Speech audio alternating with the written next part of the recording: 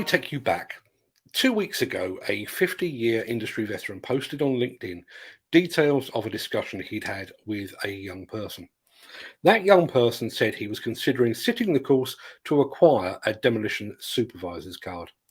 This didn't sit well with our industry veteran, who took to social media to ask how such a thing could even be considered. And it snowballed from there. First, there were stories of individuals that had actually gained their supervisor card within 3, and in one case, 1 year. Then came the criticisms of training providers for allowing this to happen despite the rules dictating a minimum of 5 years' experience. We heard accusations of training providers putting cash before caution. And I got dragged into this whole mess when someone suggested that I might ask these questions of the powers that be at the National Demolition Training Group. I duly threw open the doors and issued an open invitation. That invitation was greeted by an entirely predictable radio silence. So rather than becoming embroiled in all of this any further, I decided to create a simple online poll to gauge the feelings of the people that actually matter.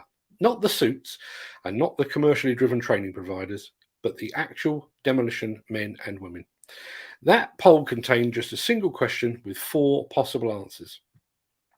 The question was, how much demolition experience should be required before someone is considered qualified to apply for a demolition supervisor competence card?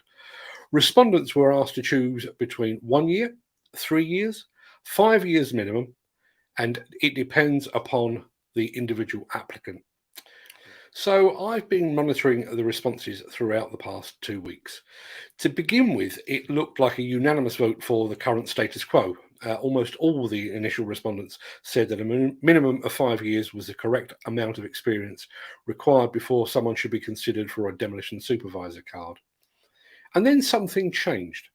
One person, quite possibly the person that had actually earned his card with just a single year's industry experience, voted for, no surprise, a 1 year.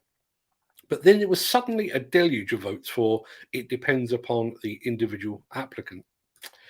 Well, when the survey closed just before I came on air, the final scores were as follows. In 4th place, with just a single vote, was 1 year. In 3rd place, with 3.9% of the vote, was 3 years. In 2nd place, with 46.1% of the vote, was a minimum of 5 years. And in 1st place, with 49.5%, just under half the votes, was it depends upon the individual applicant. So that's what the hundreds of respondents think, but it doesn't really matter.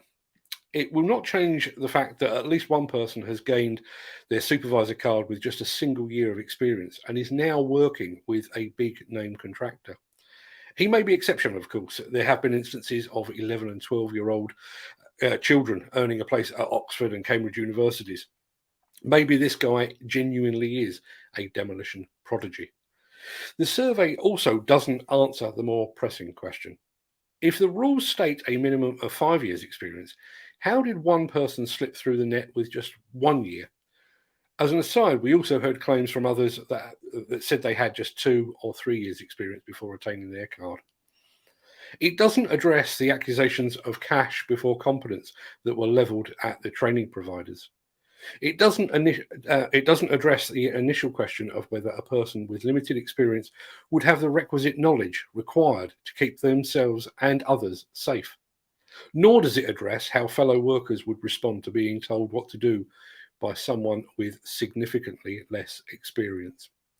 And I guess it also doesn't address why the NDTG failed to engage on this subject. But to be honest, that was never really a question.